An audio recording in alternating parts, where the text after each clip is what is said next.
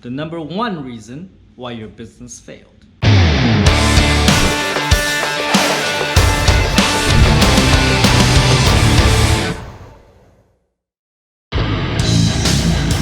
Take effing action.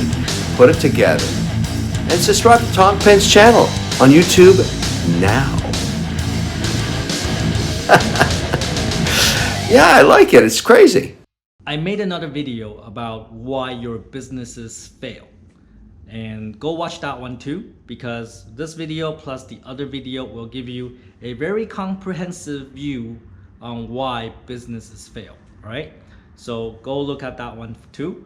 But I want to talk about the number one reason why your business fails. I started thinking about starting my own business back in my university days.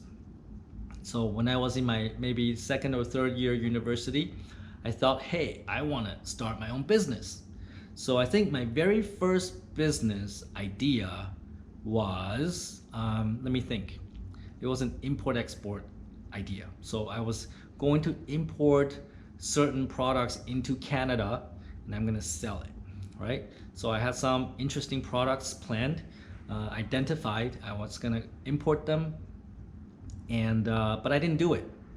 Okay, so I started the business. So the first thing I did was I printed some business cards. I printed some business letterheads. That felt good. Oh, I have a business card. Oh, I feel really proud. But the thing is, I didn't do anything. So the business did not carry forward. I know what products I want to import, but I didn't do anything after that. I procrastinated. I didn't do anything. Of course, I was still in university. I was still very busy. And plus, once I discovered girls and sex after 19 years old of age, I was completely crazy. I was uncontrollable. I had like this unstoppable sex drive, right? So I was like fucking everything that moves. And now today, I say I work all day and fuck all night. Well, back then in the university days, I was like fucking all day and I was like jacking off all night, or vice versa. I don't know, I can't remember. But anyways, there was a lot of sex, right? And girlfriends and stuff like that. So that really was a distraction. I really wanted to do that business, but I really didn't spend time on it. So that was the major reason why I failed that business. It was okay because I learned my lesson. I didn't do it. Well, actually, no, I didn't learn my lesson because I repeated that a few times. I will explain. But the thing is, I didn't lose too much money in that. I lost some money in, printing the business card and so on. But, it was not a big deal. But, who knows? If I actually did something in that business, I might actually start my career early. And I may actually, be in the import-export business in Canada. Who knows, right? We don't know what we didn't do. So I didn't do that. And so it was on the fourth year of university, I thought about getting into VR. You have to remember, this is back in probably 1996. For most of you, you weren't even born, all right? It was a long time ago. And I was already thinking about VR, virtual reality. I actually found a manufacturer, a designer of, like the helmet that you put on your head. And back then, a popular video games called Doom, okay? Doom 1, Doom 2, very early. You guys don't know what I'm talking about, but it's the first 3D shooter game. So I was gonna be the first person in Canada to, import, distribute the virtual reality helmet in Canada. And now we have Oculus. I don't know if you know Oculus, but now the VR technology is very, very good. Back in 1996, the VR technology is not so good. Basically, it's a helmet. The screen is only about this big, all right? So it's not very immersive, but it does have accelerometer. So as you move your head, you're also moving in your game environment. I was gonna be the first person to do that in Canada. So that would have been a very promising business. I think if I actually focused, if I actually did it, then I probably could have made a lot of money. But again, I was in my fourth year of university and I was still too busy fucking. So I imported some of the products, I put it in my home, and I didn't do anything with it. I didn't take fucking action. I didn't spend enough time on it. So therefore, that business also did not go anywhere. I lost a few $1,000s importing the initial products, but that's okay. It's not a big deal. But if I took action back then, who knows what would have happened? Maybe I'll be the pioneer in the VR business in Canada. Who knows, right? And then later on, after I graduated, my first business idea was to. This was back in 1997. The consumer don't really know about the internet. Very few people use the internet. And I was gonna put kiosks into airports, hotels. I was gonna be in that business. And again, I did my investment, I did my research. I built beautiful brochures. I figured out who's gonna manufacture the kiosks and who's gonna write the software. We're gonna use Macromedia. You don't know what that is. It's obsolete. Nobody uses that anymore. Again, my problem back then was I did not do anything. So I did not take fucking action. So that idea died because I didn't do anything. I had a plan.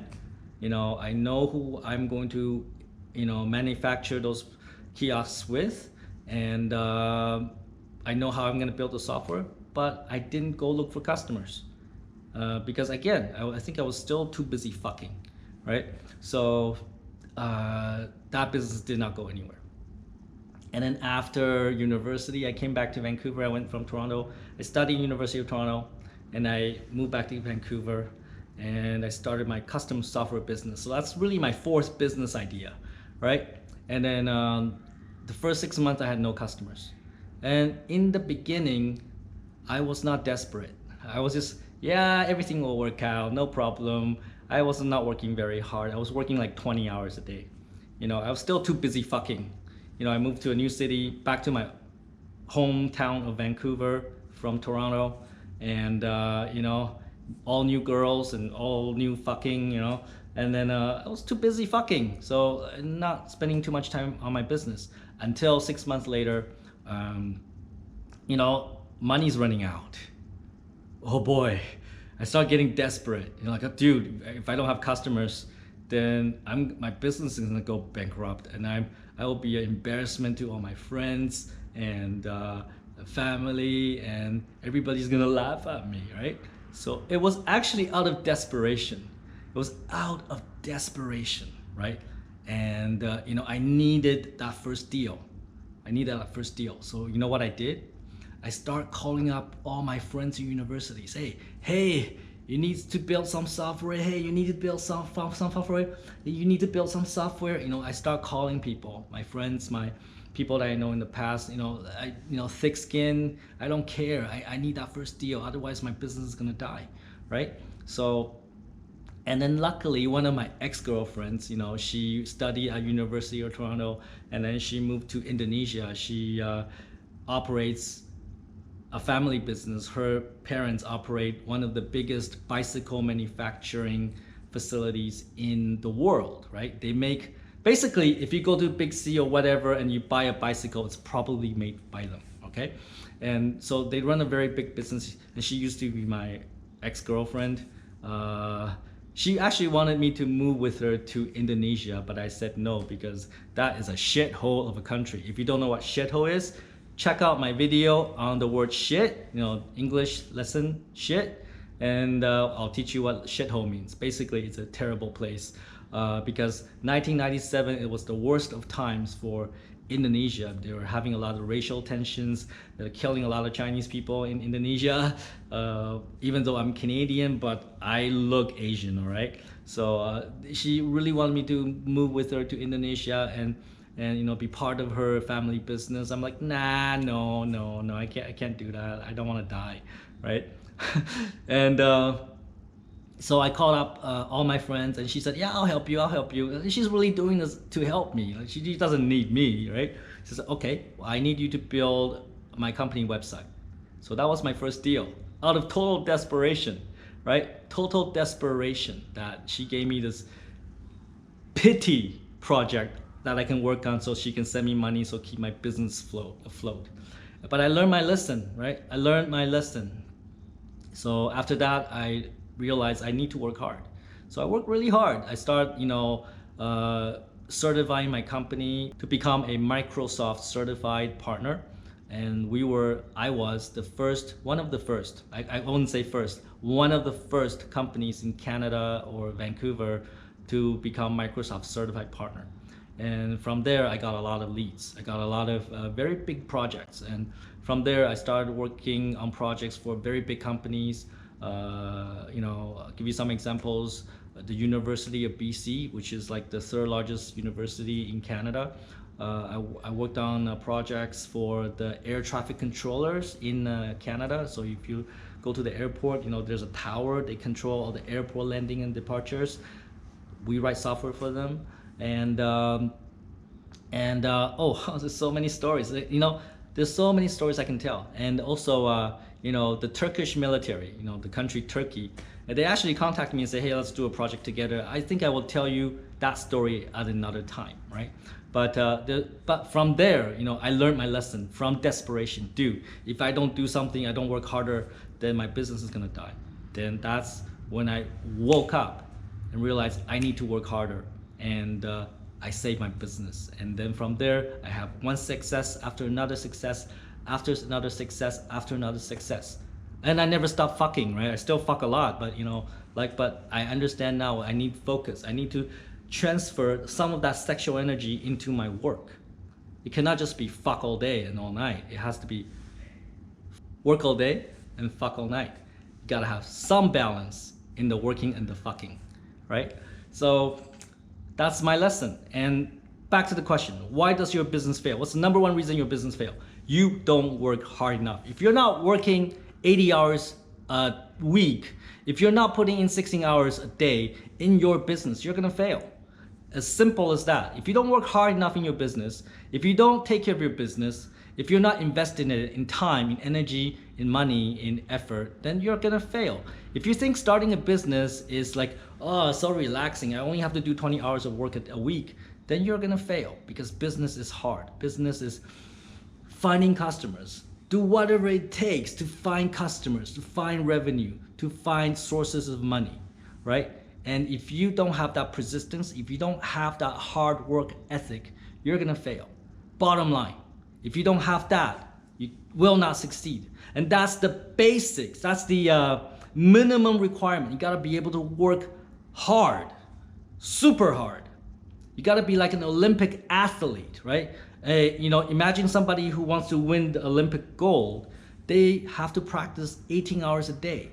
Otherwise, they can't win the gold, right? And to be a business owner, you need to be like that. Especially if you want to build a big business, you gotta invest the time. And that's not enough, because you gotta learn sales, you gotta learn marketing, you gotta learn HR, you gotta learn how to manage people, you gotta be a leader. There's so much to learn, so many skills you need to have. But you can't have any of those skills if you don't work hard. So what I'm saying here is that the number one reason why your business failed is because you don't work hard enough. Like I did not work hard enough in my university days. I started 3 businesses. They did not go anywhere because I did not work on it. And I know that is the reason why you fail in your business too, because you don't work hard enough. Whether you're an entrepreneur, business owner, entrepreneur, employee, whatever, if you don't work hard enough, you're not gonna be successful in your career, in your business. That is the bottom line, right? Take fucking action, work harder, and don't be a fucktard.